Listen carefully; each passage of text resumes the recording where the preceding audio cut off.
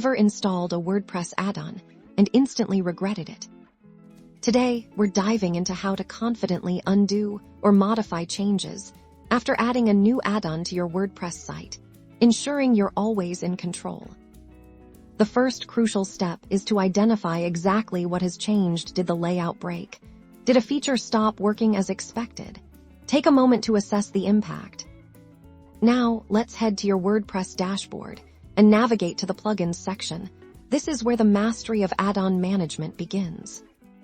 If the add-on is the clear culprit, the quickest way to revert is to deactivate it. Simply locate the add-on and click the Deactivate link directly beneath its name. You'll immediately see if deactivating the add-on resolves the issues. If it does, congratulations. You've successfully rolled back the unwanted changes. But what if the add-on caused more subtle changes or integrated deeply with your theme? You might need to access your theme's customizer. Head to Appearance, then Customize. Look for any new options or settings that appeared after installing the add-on often. These will be clearly labeled or grouped carefully. Adjust these settings back to their original state or to your desired configuration.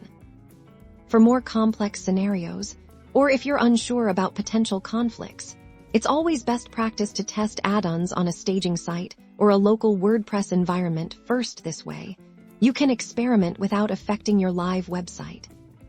Remember, managing add-ons is an ongoing part of WordPress site ownership.